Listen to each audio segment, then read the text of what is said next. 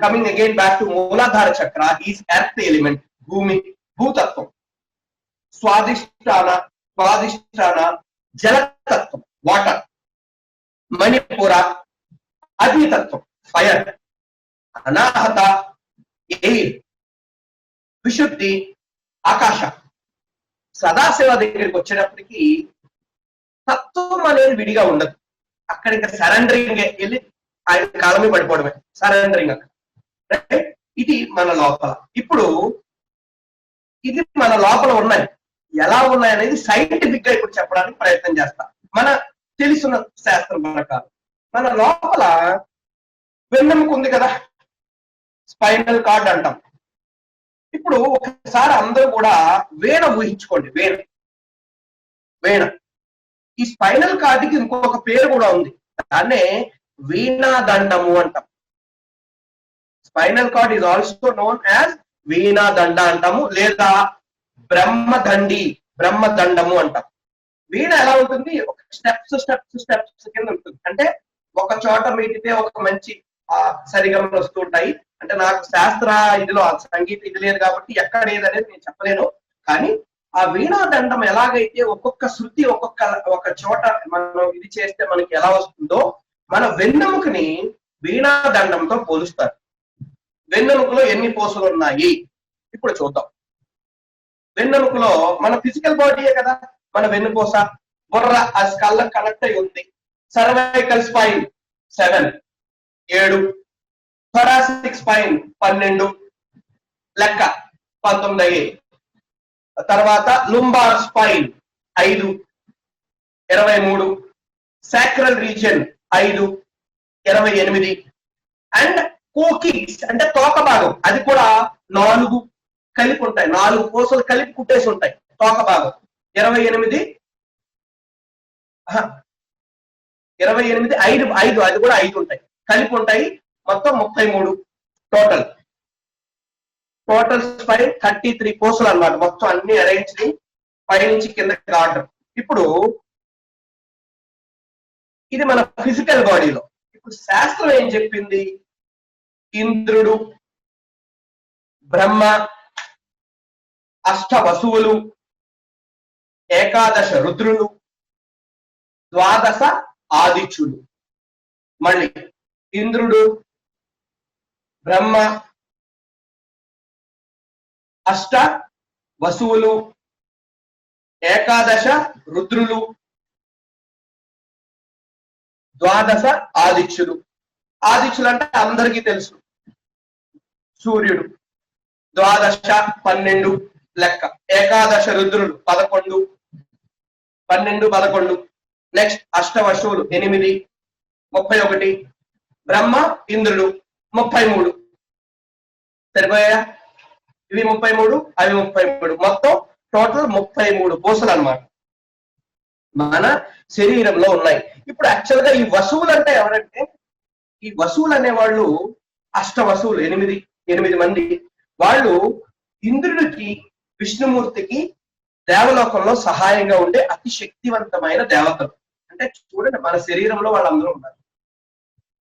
ఇప్పుడు secrets of kundalini నేను ఎందుకు చెప్పాను? ఎందుకనే ఇవి ఎవరికి మనం అవగతంలోకి రావండి. అష్ట వసువులు మన లోపలే ఉన్నారు.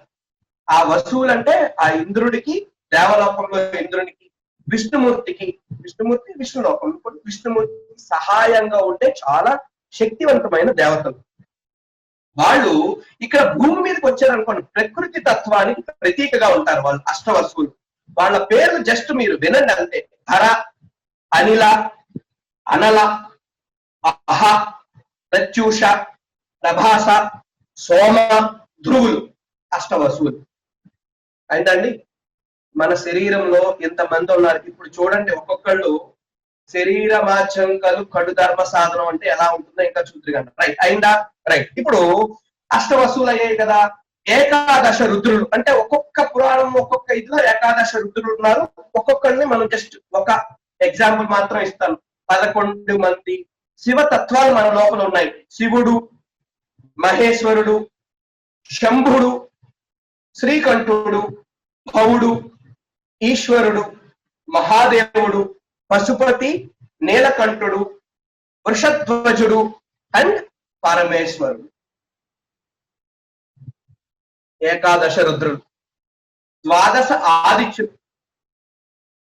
మన 12 మంత్రాలతో చదివే వాళ్ళే ద్వాదశ ఆదిత్యులు. ఇంకా మళ్ళీ అది రిపీట్ చేయొద్దు. Let us go into the topic. చాలా ముందుకు వచ్చేసాం. ద్వాదశ ఆదిత్యుడు, మిత్రాయ నమః, రవయ నమః, అవన్నీ ద్వాదశ ఆదిత్యుడు. ఇంద్రుడు, బ్రహ్మ. ఏంటండి వీళ్ళందరూ మన లోపల ఏం చేస్తున్నారు? వీళ్ళందరూ ఏం చేస్తున్నారు మనకు తెలియాలిగా. ఇప్పుడు చూడండి, ఇప్పుడు ఇన్ని పట్టి మన వెన్నెముక తయారైంది. వెన్నెముకని అందుకనే దేంతో పోలుస్తాము? వజ్రాయుధంతో పోలుస్తాం. ఎందుకు?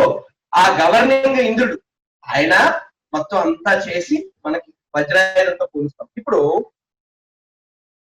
అసలు కుండలిని శక్తి పైకి ఎలా లేస్తుంది మనకి ఇప్పుడు ఎందుకు లేవట్లేదు? ఇంకా టాపిక్ లోకి వచ్చాం, ఇంకా డీప్ గా లోపలికి వెళ్తున్నాం. ఎలాగంటే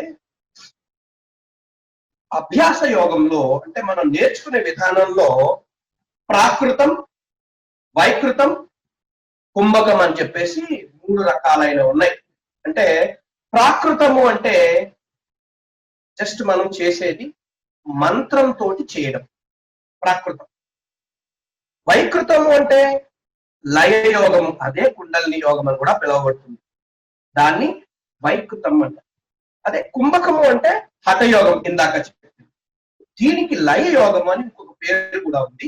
అది లయం చేయడం, లయ అంటాం. లయం చేయడం ఎవరెవరిని? అమ్మవారు అయ్యవారితో లయం చేయడం. అంటే మీకు బాగా అర్థమయ్యే ఇదిలో చెప్తున్నాను. ఇక్కడ లోపల ఎనర్జీ ఉందని చెప్పాను కదా. ఆ ఎనర్జీని ఎలా ఉంటుంది? పడుకున్న స్థితిలో ఉంటుంది. అక్కడి నుంచి తీసుకొని ఆ ఎనర్జీని పైకి తీసుకెళ్లి లయం చేయాలి. ఎవరితోటి? పరమశివుడితోటి లయం చేయాలి. అది ఎలాగ మనకి అరేంజ్మెంట్స్ జరుగుతుంది, మనం ఎలా చేస్తాం? For example, first let us go into the pranayama subject. Pranayama ఏం చేస్తాము? గాలి తీసుకుంటాం, లోపలికి వెళ్తాం. అంటే పైనుంచి కిందకి వెళ్తుంది, పైనుంచి కిందకి వెళ్తుంది. గాలి తీసుకున్నప్పుడు ప్రాణాయామం. ఇది కిందకి వెళ్ళి లోపలికి వెళ్ళిన ప్రాణం ఏమవుతుంది? 10 రకాల కింద పెడుతుంది. ప్రాణ, అపాన, సమాన, వ్యాన, ఉదాన, పంచ మహాప్రాణాస్. నాగ, కృకర, ధనంజయ, దేవదత్త, కూర్మ, పంచ ఉప ప్రాణాస్. వాటి కింద విడి వాటి ఫంక్షనల్స్ అన్ని చేస్తుంది. కానీ కుండలిని శక్తి జాగృతం అవ్వాలంటే ప్రాణశక్తి పైనుంచి కిందకి వెళ్ళకూడదు, కింద నుంచి ఊర్ధ్వముఖ చలనం చేయాలి. ఊర్ధ్వముఖ చలనం చేయాలి. మరి పైకి రావాలంటే ఎలాగండి? కష్టం కదా. అంటే ఇప్పుడు ఆ పంచ మహాప్రాణాల యొక్క లొకేషన్స్ చూసి వాటిని ఎలా పైకి తేవాలో ఇప్పుడు చెప్తాను. పంచ మహాప్రాణాలు ఎక్కడెక్కడ ఉన్నాయి? ఫస్ట్ ప్రాణ, చెస్ట్ రీజియన్. సమాన, below the chest, abdominal region, below the chest. ప్రాణ, సమాన, అప్ టు నేవెల్, ఇది నా నేవెల్. నాది క్రింది భాగం అపాన. చెస్ట్, అప్ టు చెస్ట్ అంటే క్లావికల్, ఇది క్లావికల్ బోన్స్ అంటాం, అప్ టు క్లావికల్స్. ఈ పైన ఉదాన ప్రాణ. ఇవి 4. ఇవాళ ఈ జీవన యోగశాల లాగా వ్యాన అనేది జీవన యోగశాల. అంటే అందరిని తెచ్చి ఇక్కడ కూర్చోబెట్టింది ఇవాళ. వ్యాన, it is everywhere throughout the body. The function of it, sorry Telugu. ఈ వ్యాన ఏంటంటే శరీరం మొత్తం వ్యాప్తి చెంది అన్ని ఎవరెవరి పనులు వాళ్ళు చేసేలాగా వ్యాప్తి అంతా చూసుకునేది వ్యాన. ప్రాణ, సమాన, అపాన, ఉదాన, వ్యాన. ఇప్పుడు మూలాధారం ఎక్కడ? వెన్నెముకకి ఎంత ఉంది, అక్కడి నుంచి మనం తీసుకురావాలి. దానికి మనం చేయాలి ఏంటంటే, ఇప్పుడు ఇదేంటి? బంధించేశాను. అంటే ఇప్పుడు నా చేతిలో ఫర్ ఎగ్జాంపుల్ ఈ గ్లాస్ ఉందండి. ఈ గ్లాస్ నేను ఇలా బంధించానంటే ఇంక గ్లాస్ కింద పడట్లే. దాన్నే ఇక్కడ బంధాస్ అనేవి ఇక్కడ వస్తాయి. ఎందుకు ఇందాక అక్కడ చెప్పలేదంటే ఇక్కడ మీరు తెలుసుకోవాలి. బంధము మూలాధార చక్రం దగ్గర మనకి ఉంది, అక్కడ శక్తి ఉంది. అది డెసిపేట్ అయిపోకుండా బయటికి పోకుండా బంధించాలి. మూలము దగ్గర ఉండి బంధిస్తున్నాము. మూలబంధము ఎలాగ చెయ్యాలి? సింపుల్. అంటే వాళ్ళ ఒక్క రోజులో మీకు అన్ని వచ్చేయవు, కానీ తెలుసుకునే ప్రయత్నం చేద్దాము అని చెప్పాను. ఎందుకని మన సంస్కృతి మీద మనకి అంత గొప్ప ఇంత ఉంది అని తెలుస్తుంది. మూలబంధము అంటే ఇక్కడ మూలబంధం తెలుసుకునే ముందు అశ్విని ముద్ర గురించి తెలుసుకోండి. అశ్విని ముద్ర అంటే గుర్రము ఇలాగా జంతువులన్నీ కూడా ఆల్మోస్ట్ గుర్రం చూస్తే ఆవు చూసిన అవి పేడ వేసినప్పుడు వాటి యానల్ రీజన్ ఇలా కాంట్రాక్ట్ చేస్తాయి, ఇలా ఇలా అంటూ ఉంటాయి, ఇలా ఇలా ఇలా ఇలా కాంట్రాక్ట్ చేస్తూ ఉంటాయి. అవి మన యానల్ రీజన్ ని అలాగ కాంట్రాక్ట్ చేసి అట్లా చేస్తే అశ్విని ముద్ర అంటాము. అది ఇంకా డీప్ గా ఇంకా బాగా చెప్పాలి అప్పుడు మీకు తెలియడం కోసం అది అశ్విని ముద్ర అంటాం. అది అశ్విని ముద్ర ఒకటి బాగా ప్రాక్టీస్ చేసిన తర్వాత నేను ఇందాక పెరినియల్ ఫ్లోర్ అని చెప్పాను. ఆ పెరినియల్ ఫ్లోర్ ని ఈ అశ్విని ముద్ర బాగా మనకు వచ్చి అది పట్టుకొని మనం బాగా ఉండగలిగిన సమయం వచ్చిన తర్వాత అప్పుడు ఆ మూలబంధము ఆ మూలాధార చక్రం ఎక్కడ ఉంటుంది, లోపలికి ఉంటుందని చెప్పాను. అంటే ఆ పెల్విక్ ఫ్లోర్ మొత్తం లాగి పట్టుకోగలిగితే బంధం అవుతుంది. అశ్విని ముద్ర యానల్ రీజన్ తో పాటు యానల్ స్ప్లింటర్ మసిల్స్ అంటాం వాటిని, వాటితో పాటు పెరినియల్ ఫ్లోర్ కూడా లాగి లోపల పట్టుకుని కొంత సమయం ఉంచగలిగితే అది మూలబంధము అవుతుంది. ఫస్ట్ అది మూలబంధం ద్వారా బంధించాం. ఫస్ట్ ఎప్పుడైతే బంధించామో లోపలికి ప్రాణశక్తి వెళ్ళింది కదా, ఎవరి ద్వారా వెళ్ళింది, గిడనాడి పింగళ నాడి ద్వారా వెళ్ళింది కదా లోపలికి, అక్కడ బంధించాం, ఇంకా ఎక్కడికి పోవట్లే. అప్పుడు ఏమవుతుంది, ఎటు వెళ్ళాలి అని చూస్తుంది. అప్పుడు ఆ మధ్యలో ఒక దారి ఉంది దానికి, ఎవరికి, వీళ్ళ కిందకి వెళ్ళిన ప్రాణశక్తి. ఆ ప్రాణశక్తి వచ్చే దారే సుషుమ్న నాడి అంటాం. సుషుమ్న మధ్యలో ఉంటుంది అన్నమాట. ఇక్కడ సుషుమ్న అయింది కదా, ఆ మధ్యలోకి ప్రాణశక్తి ప్రవేశించాలి. అందుకనే అయ్యా మనం భోజనం ఎందుకు చేస్తున్నాము, భోజన మంత్రంలో చెప్తాం. ఎందుకు తింటున్నాము, అన్నపూర్ణే సదాపూర్ణే శంకర ప్రాణవల్లభే జ్ఞాన వైరాగ్య సిద్ధ్యర్థం. జ్ఞానము వైరాగ్యము కోసం. ఒకటేనా, కాదు. ఇంకొకటి ఏంటంటే ప్రాణ అపాన, ప్రాణాపాన సమాయుక్తం చతుర్వర్ణం చతుర్విధం, అదే పచామ్యన్నం చతుర్విధం, సారీ. సో ఆ ప్రాణ అపాన కలపడానికి ఇక్కడ మనకి నాభి కింది భాగంలో అపాన వాయువు ఉంది. దాన్ని తెచ్చి ఎక్కడ కలపాలి, ప్రాణశక్తి ఎక్కడ ఉంది, ఇక్కడికి తేవాలి. ప్రాణదాంతో ప్రాణపాన సమాయుక్తం, ఆ రెండింటిని కలపాలి. ఏంటి జరుగుతుంది నెక్స్ట్ చూద్దాం. ఇప్పుడు మూలబంధం వేసాం కదా, మూలబంధం వేస్తే ఆ ముందు ఆ చుట్టుకుని ఉన్న శక్తిలో ముందు అలజడి మొదలైంది. వెంటనే అవదు. అలజడి మొదలైన తర్వాత ఆ మూలబంధం యొక్క కెపాసిటీని బట్టి మన లోపల ఉండే జాగృతం ఎంత అవుతుంది అనేది ఉంటుంది ఫస్ట్. నెక్స్ట్ ఆ తర్వాత శక్తి కొద్దిగా పైకి వచ్చిన తర్వాత ఏమవుతుంది అంటే, ఇంకా కొంచెం మళ్ళీ ముందు బంధాల గురించి ఎక్స్ప్లెయిన్ చేసి అప్పుడు నెక్స్ట్ మళ్ళీ కిందకి వెళ్దాం. నెక్స్ట్ ఏమవుతుంది, ఈ అపాన వాయువుని కొద్దిగా పైకి తెచ్చాం. పైకి తెచ్చిన తర్వాత ఇక్కడ సమాన వాయువు ఉంది. ఆ సమాన వాయువుని కూడా మనం ఏం చేయాలి, బంధి పట్టిస్తేనే ప్రాణశక్తి దగ్గరికి వస్తుంది. దానికి ఉడియాన బంధం వాడతాం. ఉడియాన బంధం అంటే గాలి బాగా తీసుకుని తొక్కని లోపలికి పట్టి అది ఉడియాన బంధం. దానివల్ల మన పైకి ప్రయాణం చేస్తుంది శక్తి. కిందకి వెళ్ళిన ప్రాణశక్తి మూలబంధము, స్వాదిష్టానము, మణిపూరకము దాటి అనాహతంలోకి వచ్చి ప్రవేశిస్తుంది ఉడియాన బంధం వల్ల. అక్కడి నుంచి ఉడియాన బంధం వల్ల ఇక్కడికి వచ్చి ప్రవేశించింది. ఇక్కడ తర్వాత ఇక్కడ జలంధర బంధం, అక్కడ అది చాలా మంది చిన్ లాక్ అని చెప్తున్నారు. అది చిన్ లాక్ కాదు. జలంధర బంధము అంటే చిన్ లాక్ అంటే హెడ్ డౌన్, కానీ అది కాదండి. జలంధర బంధం అంటే ఆ లోపల చిన్న కొండనాలికి ఉంటుంది, దాన్ని ఎపిగ్లోటస్ అంటారు. Contracting and holding the epiglottis for certain time for air not to enter air into the trachea or into the food pipe is Jalandhara bandham. అంటే ఆ ఎపిగ్లోటస్ అనే దానిని బంధించడము. ఎలా బంధిస్తాము, ప్రాణవాయువు మన లోపలికి కాదు పొట్టలోకి కాకుండా అక్కడ ఉండిపోయేలాగా అక్కడ బంధిస్తాం. జలంధర బంధం అంటే గాలి వదిలి, అది ప్రాక్టీస్ లో మీకు ఏంటంటే ప్రాణాయామ సాధన చేసేటప్పుడు ఇంకా డీప్ గా చెప్పడం జరిగింది. ఇప్పుడు ఓన్లీ తెలుసుకోవడం వరకు అది జలంధర బంధం. అప్పుడు అయిన తర్వాత అప్పుడు ఇంకా పైకి మన శక్తి పైకి రావడం జరుగుతుంది. అర్థమైందా? సో ఇప్పుడు ఏమంటే మరి మూలాధార చక్రంలో వెంటనే లేపేయచ్చు కదండి అనొచ్చు. కానీ ఇప్పుడు మళ్ళీ ఒక్కసారి వెనక్కి వెళ్ళండి.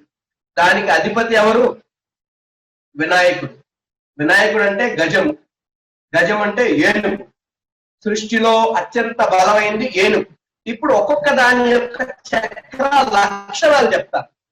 చక్ర లక్షణాలు. మూలాధారం యొక్క లక్షణం ఏంటంటే సెక్యూరిటీ. మూలాధారం యొక్క లక్షణం ఏంటి? నాకు సెక్యూరిటీ కావాలి. అంటే ఏంటి సెక్యూరిటీ? నా ప్రాణ సెక్యూరిటీ. నాకు ఆస్తులు కావాలి, ఆస్తుల సెక్యూరిటీ. నాకు ఏం జరగకూడదు, కరోనా వచ్చినా ఏమీ అవ్వకూడదు, ఏది ఇది అవ్వకూడదు. అంటే ఎలాగంటే సెక్యూరిటీ పర్పస్ లో మనం ఆ మూలాధార చక్రం ఏంటంటే ఎప్పుడు భూ సంబంధం లేదు కదా, ఎర్త్ ఎలిమెంట్. ఎంతసేపు మనం ఇక్కడ ఉండిపోవాలని అనుకుంటుంది. ఎవరు? ఈ శరీరం. దాన్ని జయించాలి. మూలాధారం నుంచి మీరు కావలసినట్టుగా శక్తిని పైకి పంపించాలి అంటే you have to conquer the మూలాధార చక్ర విత్ ఇంటెన్స్ ప్రాక్టీస్. ఎందుకు? ఏనుగుని జయించడం అంత ఈజీయా? అందుకే మన పూజలన్నింటిలోనూ ఫస్ట్ వినాయకుడికి పూజ చేస్తాం. స్వామి ఎందుకు పూజ చేస్తాం? విఘ్నాలు కలగకుండా అంటాము. అది నార్మల్ గా ప్రాపంచిక దృష్టి. యోగ దృష్టి అయితే ఇది. నన్ను మూలాధారం నుంచి కొద్దిగా పైకి వదిలేయ్యా, నన్ను పట్టుకుని పీడించుకు అని చెప్పి. పీడించుకుంటే అంటే of course that is our own mind.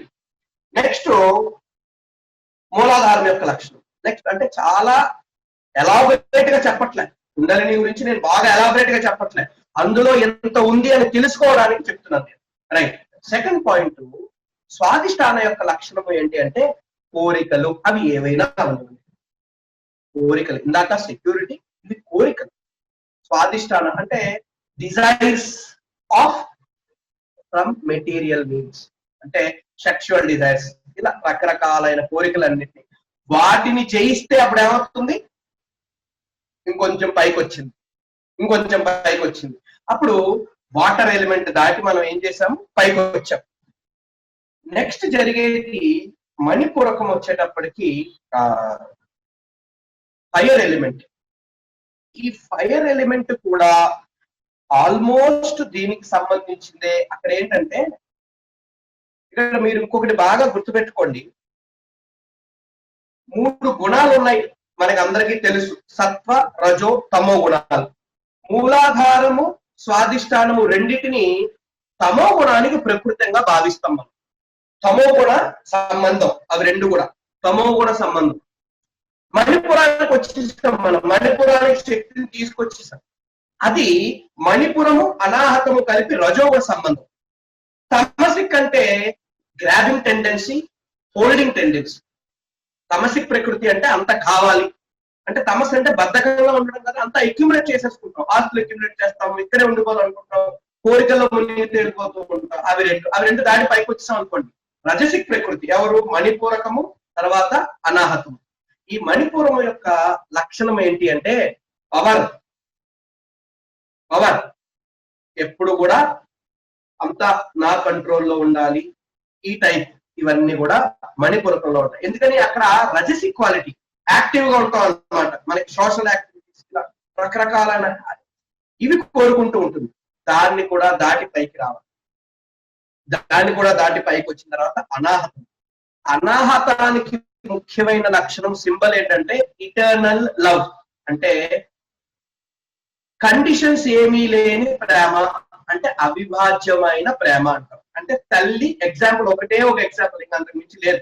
తల్లి తన బిడ్డల పట్ల చూపించే ప్రేమ, ఆ బిడ్డ గొప్పవాడైనా గొప్పవాడు కాకపోయినా తల్లికి ఎప్పుడు ప్రేమే. ఆ ప్రేమే అనాహత లక్షణం. అలాగా మనం ప్రపంచంలో ఉండే అన్ని జీవరాశుల్ని అలా చూడగలగాలి. అప్పుడు అనాహతం దాటి పైకి వెళ్తాం. ఆజ్ఞా చక్ర అది ఇంటలెక్చువల్ చక్ర. అంటే ఇంకా అక్కడి నుంచి ఈ ఏమి సంబంధం ఉండదు. అందుకే ఆజ్ఞా చక్రానికి లొకేషన్ ఈవెంట్ అని చెప్పాను. 2 పద్మాలు కలిగి ఉంటాయి. ఇలాగా 2 పెటల్ లోటస్ అని చెప్పాను. 2 పెటల్ లోటస్ అంటే ఇక్కడ మీరు ఇంకా మన ఋషుల యొక్క గొప్పతనం చెప్పాలంటే ఈ ఆజ్ఞా చక్రం దగ్గర డాక్టర్స్ సింబల్ ఉంది చూసారా? క్యాడికస్ అంట. డాక్టర్స్ సింబల్ క్యాడికస్ అంటే అది ఎలా ఉంటదంటే ఇలా కింద నుంచి 2 స్పైరల్స్ లా ఉండి, పైన 2 రెక్కలు ఉండి, మధ్యలో ఒక సన్న దండ ఉండి, పైన బల్లా ఉంది. క్యాడికస్ అంటారు దాన్ని. అంటే మధ్యలోది సుషుమ్న, ఇటు ఇటు ఇడా పింగళ నాడులు, ఆ పైకి వచ్చేటప్పటికి 2 పెటల్ లోటస్ ఆజ్ఞా చక్ర. అక్కడికి వచ్చామంటే ఈ ఆజ్ఞా చక్రానికి ఇంకొక పేరు ఉంది. అదే ఇంప్రూవ్డ్ కాన్షియస్నెస్ అన్నమాట. అంటే ఇంటలెక్చువల్ అని చెప్పాను కదా, అంటే మనం భగవత్ సంబంధమైన విషయాలన్నీ తెలుసుకునేది ఆజ్ఞా చక్రం. అందుకే అక్కడ బొట్టు పెడతాం, చాలా ఉన్నాయి మన సంస్కృతిలో. తర్వాత డీప్ డైవర్ట్ అవ్వద్దు ఇప్పుడు. సో ఆజ్ఞా చక్రంకి వచ్చేటప్పటికి మన కాన్షియస్నెస్ ఏమవుతుంది, మన యొక్క పరిధి ఇలా విస్తరించుకోవడానికి సింబల్. అందుకనే డాక్టర్స్ యొక్క సింబల్ ఏంటి, అది ఎందుకు పెట్టారు, అది గ్రీక్ యాక్చువల్ గా, దాని మీనింగ్ వేరే ఉంది. వాళ్ళు మెర్కురీకి సంబంధించి ఒక భగవంతుని కొలుస్తారు. వాళ్ళు గ్రీక్ వాళ్ళు ఆ సింబల్ అదేంటి మన క్యారికస్ సింబల్ గ్రీక్ సంబంధించిన మెర్కురీ సింబల్ అని, మెర్కురీ దేవత కొలుస్తారు వాళ్ళు. అన్ని కూడా మన నుంచే తీసుకున్నారు ఎవరన్నా సరే, అందులో డౌట్ ఏంటి. సరే, సో ఇక్కడ అందుకనే వైద్యో నారాయణో హరికి అంటారు. Doctor equal to God. ఎందుకంటే మన లోపల ఉండేవన్నీ, మనకి తెలియనివన్నీ వాళ్ళకి తెలుసు. అందుకే డాక్టర్ని భగవంతుడు అంటారు. సో ఇది ఆజ్ఞా చక్రం యొక్క లక్షణం. ఇంటలెక్ట్స్ చాలా ఎక్కువ ఇది ఉంటుంది. రైట్, ఇప్పుడు మన శరీరంలో ఉండే అరేంజ్మెంట్స్ ఇవన్నీ కూడా ఉన్నాయి. వీటినన్నింటినీ దాటుకుని ఇప్పుడు చూడండి, మూలాధార వినాయకుడు, సృష్టి స్థితి లయ అని చెప్పాం కదా. సృష్టి స్వాధిష్టానము, అది ఎక్కడుంది, జెనిటల్ ఆర్గాన్స్, పుట్టిస్తాం. స్థితి మెయింటైన్ అవ్వాలి, అరుగుదల, తిన్నది అరుగుతోంది, పేగుల్లో అబ్జార్బ్ అవుతోంది. శరీరానికి సప్త ధాతువులు రస, రక్త, మాంస, మధ్య, అస్థి, వీర్య దీని కింద రేతస్ కింద కన్వర్ట్ అయ్యి శరీరం మెయింటైన్ అవుతుంది, సప్త ధాతువుల కింద కన్వర్ట్ అవుతుంది. అదంతా ఎక్కడ జరుగుతుంది, ఇక్కడే. ఇక్కడ కూడా దీనికి సంబంధమే ప్రాణ. కానీ ఇక్కడ 2 రకాల ఇంపార్టెన్సెస్ ఉన్నాయి. ప్రాణశక్తి కిందకి వెళ్తే మనం మామూలుగా ఉన్నాం. అదే అపాన శక్తితో కలిసి పైకి వెళ్తే ఊర్ధ్వముఖ చలనం చేస్తాం. ఇప్పుడు అసలు కుండలి శక్తి అంతా కూడా మన లోపల ఎందుకు ఉందండి అంటే, నేను ఇందాక చెప్పాను అద్వైత ఫిలాసఫీ అంటే భగవంతుడు మనం వేరు కాదు, ఒకటే. సదాశివుడు అన్నిటికన్నా హైయెస్ట్ ఇదిలో ఉన్న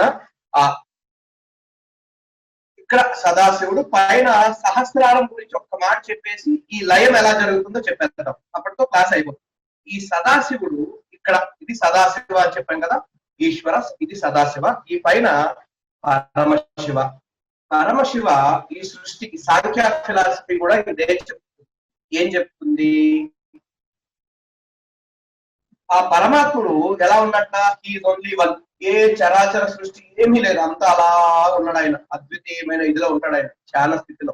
అందుకే మనం ఈ సప్త ఋషుల యొక్క పరంపర కూడా మనకి టీచింగ్స్ అలాగే మొదలయ్యాయి. మన గురు పూజోత్సవం చేస్తున్నది కూడా అదే రోజు. ఎందుకు చేస్తున్నాం అంటే, ఆయన పరమాత్ముడు అలా కూర్చుని ఉన్నప్పుడు బోల్డ్ మంది వచ్చి ఆయన వెలుగు, చాలా మంది కూర్చుని ఉంటే ఈయన చాలా కాలం కళ్ళు తెరవకుండా వ్యాస పౌర్ణమి చేసుకోవడానికి కారణం అది, ఇది ఒక కథ ఉందన్నమాట. సో ఆయన ఒక కళ్ళు తెరిచి వీళ్ళని చూశాడు.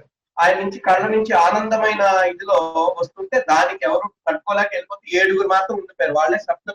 అలా 84 సంవత్సరాల పాటు వాళ్ళు ఉండి నేర్చుకున్నారు అనమాట. అదే రోజు వ్యాస పౌర్ణమి, అది వేదాలను ఇది చేసుకుని కూడా అంటాం. అలాగా ఆ పరమాత్ముడు తను ఒక్కడు ఉన్నప్పుడు నథింగ్, ఓన్లీ వన్నెస్.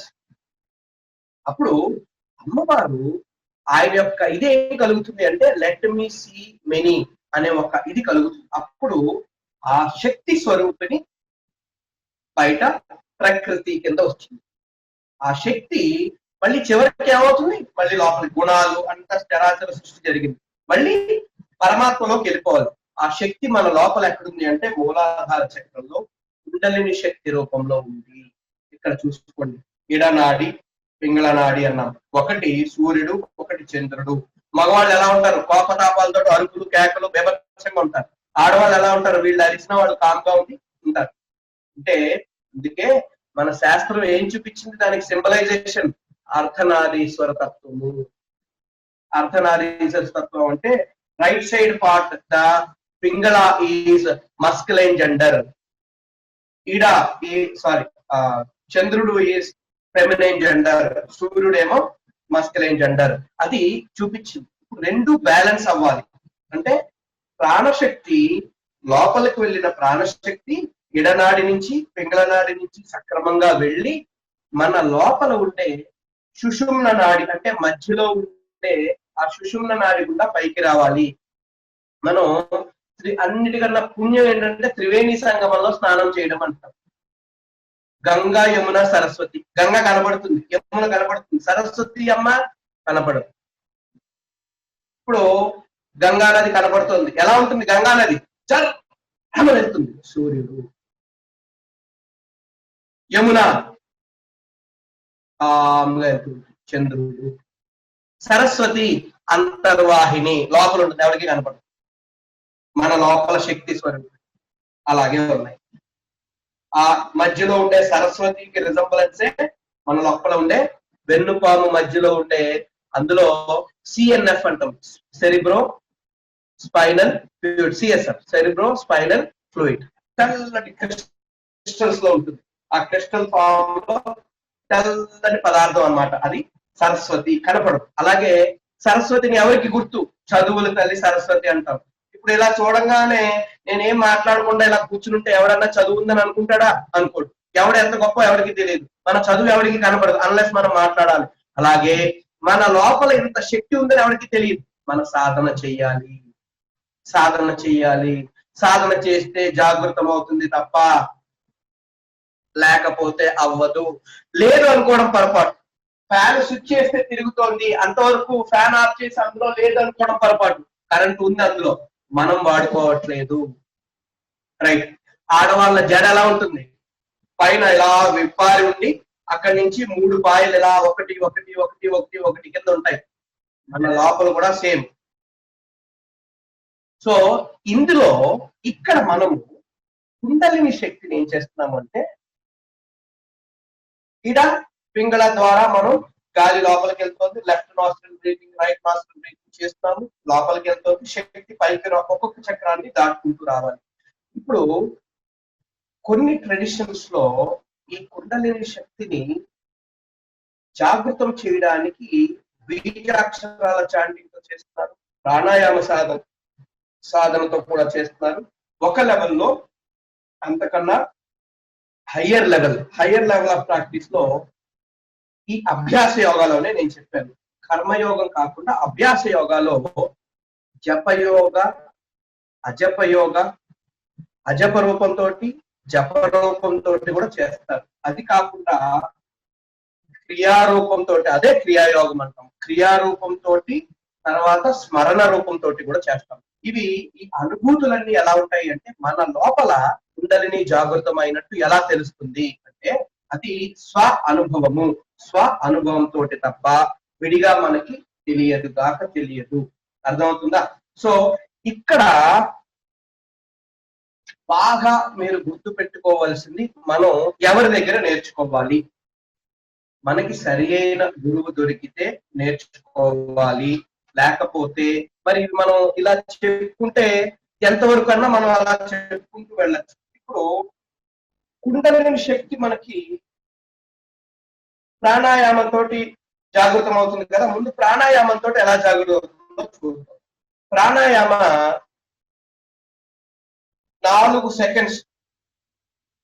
4 సెకండ్లు కలిపితే ఒక మాత్ర అంటాం. 1 మాత్ర ఈజ్ ఈక్వల్ టు 4 seconds. అలాగా దాన్నే ఒక మాత్రాన్ని 1 ప్రాణ కింద తీసుకోండి. 4 seconds is 1 prana. 1 prana are inhalation or exhalation, what is 1 prana. 15 ప్రాణాస్ is 1 minute. 60 minutes లో ఎన్ని?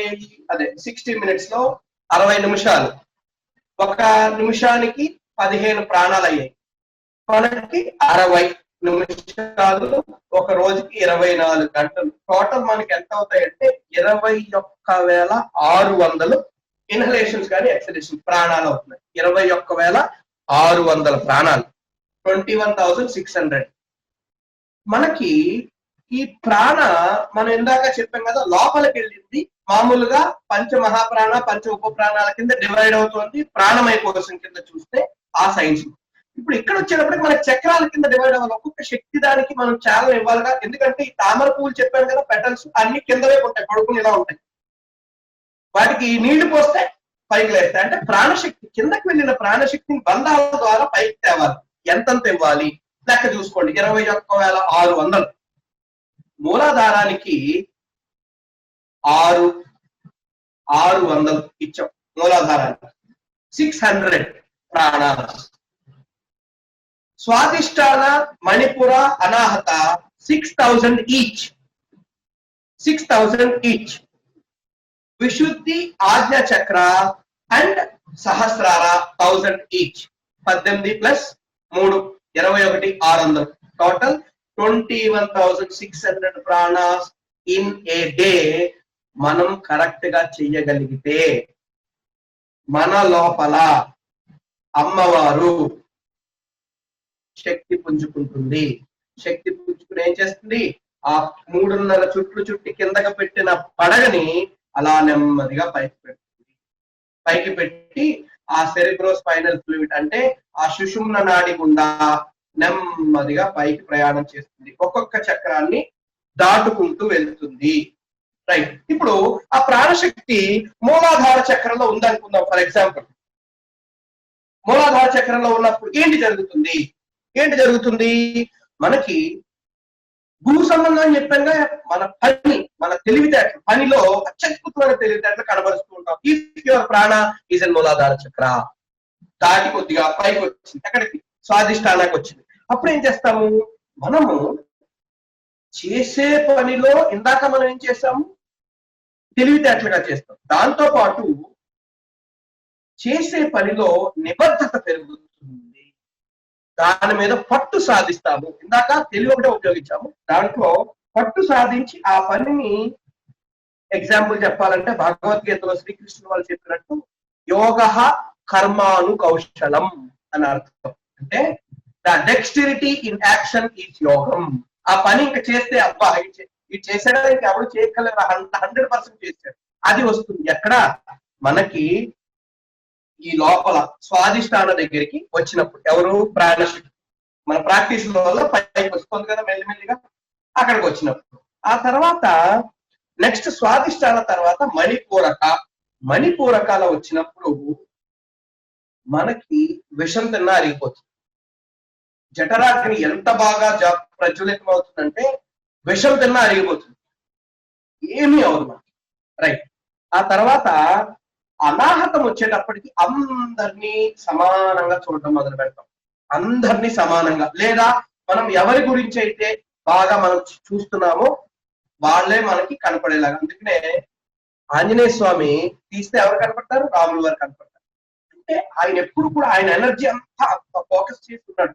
నాకు ఆయనే కావాలి, ఎప్పుడు ఆయనతోటే ఉంటాను. ఆయన ముక్తి పొందడానికి ట్రై చేయలే. ఎందుకని?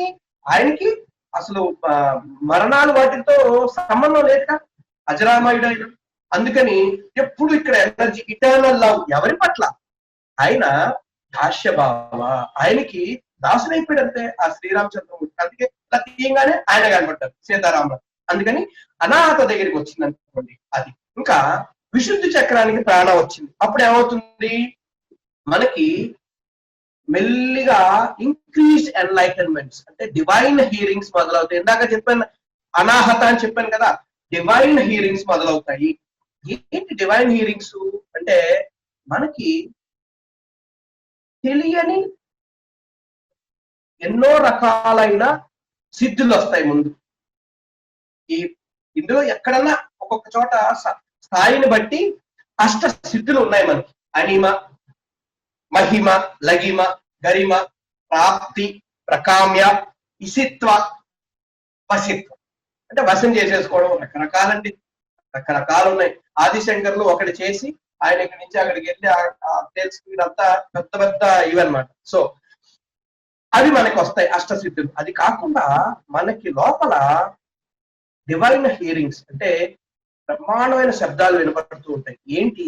ఆ నాద శబ్దాలు. అంటే ఈ చరాచర సృష్టి కొంతమంది అంటే ఆదినాథ్ అంటాము, అంటే నాద్ శక్తి అని నార్త్ సైడ్ ఉంటారు. వాళ్ళు చెప్పేది ఆయన విష్ణుమూర్తి, మన పరమశివుడు హమరు నుంచి మొదలైంది అంటారు. ఆ శబ్దాలన్నీ మనకు వినపడతాయి. ఎక్కడ? ఇఫ్ యువర్ ప్రాణ ఈజ్ ఇన్ విశుద్ధి చక్ర. ఇంకా ఆజ్ఞా సహస్రార ఆజ్ఞకు వచ్చింది అనుకోండి, కాస్మిక్ ఇంటెలిజెన్స్ వచ్చేస్తుంది మనకి. కాస్మిక్ ఇంటెలిజెన్స్ అంటే ఎవరెవరు ఎక్కడ తిరుగుతున్నారు. దీనికి best example cosmic intelligence and Anahata Ajna chakra is Vedadri Maharshi. Vedadri Maharshi గురించి తెలిసిన వాళ్ళు ఆయన ఏంటంటే ఇలా కూర్చుని చక్కగా అబ్బా ఈ గ్రహాలు ఎంత బాగా తిరుగుతున్నాయండి, అదేంటి ఆహాహా ఇది ఇలా తిరుగుతుందా ఇలా అని అన్ని ఇక్కడ కూర్చుని చూడగలిగింది. అంటే కాస్మిక్ ఇంటెలిజెన్స్ ఏవేవి ఎక్కడ చరాచర సృష్టి ఎలా జరుగుతుంది అనేది ఇఫ్ యువర్ ప్రాణ ఎంటర్స్ ఇంటూ ద ఆజ్ఞ. ఇంకా సహస్రాలు వచ్చేటప్పటికి ఇంకేమీ లేవండి, అంతా క్లోజ్. ఏంటి జరిగేది? అది సుప్రీం కాన్షియస్నెస్ కి వచ్చేస్తాం. ఇదంతా నార్మల్ కాన్షియస్నెస్ అయితే అక్కడి నుంచి సుప్రీం కాన్షియస్నెస్ కి వచ్చేస్తాం. ఆ లెవెల్కి వచ్చిన తర్వాత ఇంకా దీంతో సంబంధం ఉండదు, ఈ దీంతో సంబంధం ఉండదు.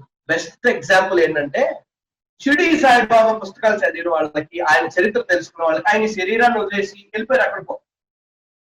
వాళ్ళు ఎలా వెళ్ళిపోతారండి? అది వెళ్ళిపోతే మళ్ళీ ఎలా వచ్చేస్తారంటే సమాధి స్టేట్ లో బాగా గుర్తుపెట్టుకోండి. సమాధి స్టేట్ లో చాలా రకాలైన ఉన్నాయి. సబీజ సమాధి, నిర్బీజ సమాధి ఇలాగా ఉన్నాయి. సబీజ అంటే ఒక చిన్నదేదో పట్టుకుని వెళ్తారు సమాధి స్టేట్ లో. రామకృష్ణ పరమహంసులు వారు ఏం చేసేవారంటే ఆయన కూర్చుని సమాధి స్టేట్ లోకి వెళ్లే ముందు ఆహా ఇప్పుడు ఇంత అయింది టైం, 5 గంటలకు అమ్మవారికి నివేదన చెయ్యాలి అనుకుని సమాధి స్టేట్ లోకి వెళ్ళేవారు. ఆ ఆలోచన ఉంటుంది, మిగతా అన్ని పోతాయి, అది ఒక్కటే ఉంటుంది. ఆ బీజం పట్టుకుని వెళ్ళారనమాట, సబీజ.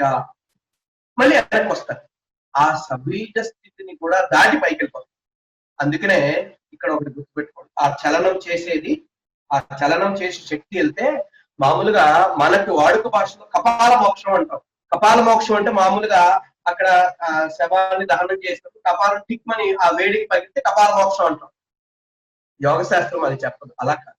మన ధర్మశాస్త్రాల్లో చెప్పిన కపాల మోక్షం ఏంటంటే ఏదైతే ఇప్పుడు నేను చెప్పానో ఇది జాగృతం చేసుకుని శక్తి మొత్తం ఇలా వెళ్ళి ఈ ఆజ్ఞా చక్రం దాటిన తర్వాత జననం. ఇంకా నేను డీప్ గా చెప్పట్లే, డీప్ గా చెప్తే చాలా మందికి లేనిపోని ఇంట్రెస్ట్ వస్తాయని నేను అంత డీప్ గా చెప్పట్లే. ఆజ్ఞా చక్రం దాటినప్పటి నుంచి అక్కడికి వస్తే చాలు, అనాహత దాటితే చాలు, అది సారీ విశుద్ధి దాటితే చాలు, వాక్ శుద్ధి మీరు అన్నది జరుగుతుంది, మీరు అన్నది జరుగుతుంది. Best example Kanchi Paramacharya. చిన్న ఒక ఎగ్జాంపుల్ చెప్పి తీరాలి. ఏంటంటే కాకినాడలోనే గుడి, వినాయకుడి గుడి, అది కూడా పెద్దవాళ్ళు చెప్తేనే నాకు కూడా తెలిసింది. వినాయకుడి గుడికి ఆయన అక్కడ చేయించారు, కంచిలో చేయించారు విగ్రహం. ఆయన తీసుకొస్తున్నప్పుడు తుఫాను, తమిళనాడు అంతా తుఫాను, మొత్తం పుట్టుకుపోతుంది, అంతా ఎక్కడ ఏమి లేదు. ఆయన వెళ్ళాలి 2 రోజుల్లో అక్కడ శంకుస్థాపన వెళ్ళాలన్నారు. అప్పుడు ఏం చేశారంటే ఆయన దండం ఇలా పట్టుకొని ఆ ఏదైతే లోడ్ చేస్తున్న లారీ దాని చుట్టూ తిరిగి ఇలా నమస్కారం చేస్తున్నారు ఆకాశం వైపు చూసి. మీరు వెళ్ళండి అంతా మంచి జరుగుతుంది అన్నారు, ఒకటే మాట. ఆ బండితో వచ్చిన వాళ్ళు ఇప్పటికీ ఉన్నారు కాకినాడ. ఒక్క చుక్క కూడా ఆ వినాయకుడు తడవడం లేదు అంత తుఫాన్లో. సో ఇక్కడికి వచ్చేసరి అది అంటే ఆ మహానుభావుల మాట వచ్చింది కాబట్టి చెప్పడం మన ఇది. సో అక్కడ ఆజ్ఞా చక్రానికి వచ్చేటప్పటికి ఏమైంది అంటే మనకి జనన మరణ రహస్యాలు, పూర్వజన్మ వృత్తాంతాలు అన్ని తెలిసిపోతాయి. ఎప్పుడు అనేది మన ఇష్టం. కపాల మోక్షం మన ఇష్టం. ఆ శక్తి అంతా వచ్చి సుషుమ్న నాడి ద్వారా వచ్చి సహస్రారానికి వెళ్ళి అక్కడి నుంచి సహస్రారం నుంచి బ్రహ్మరంధ్రము అని ఉంటుంది. బ్రహ్మరంధ్రం ఎలా తెలుస్తుంది? పుట్టిన పిల్లలకి చూడండి, పైన మెత్తగా ఉంటుంది, మనం అక్కడ పసుపును నూనె పెట్టి పెడతాం, అదే బ్రహ్మరంధ్రం. అది కొట్టుకున్నంత సేపు వాడు క్లోజ్ అవునంత సేపు వాడు ఏం చేస్తుంటాడు? ఆయనతో నవ్వుతా ఉంటాడు, ఆహాహా నవ్వుకుంటుంటాడు, ఏడుస్తుంటాడు, రకరకాల. అది క్లోజ్ అవగానే ఇక్కడికి వచ్చేసాడు, వీళ్ళు నా వాళ్ళు కాదు, నేను వీళ్ళ దగ్గరికి వెళ్ళాలి, వీళ్ళ దగ్గరికి వెళ్ళకుంటాను. ఆ బ్రహ్మరంధ్రాన్ని తీసుకుని శక్తి వెళ్ళి పరమాత్మలో కలుస్తుంది. అది మన మానవ దీని యొక్క ధర్మం. దాన్ని కపాల మోక్షం అంటే. రైట్. ఇప్పుడు ప్రాణాయామాల గురించి, ప్రాణాయామ సాధనలో అది మనం అలా చేసుకుని ఆ ప్రాణాలు అలా ఇదిగా బంధాలతో చేస్తే వెళ్తుంది. మరి ఏ చక్రాలు ఎప్పుడెప్పుడు యాక్టివేషన్ లో ఉంటాయి?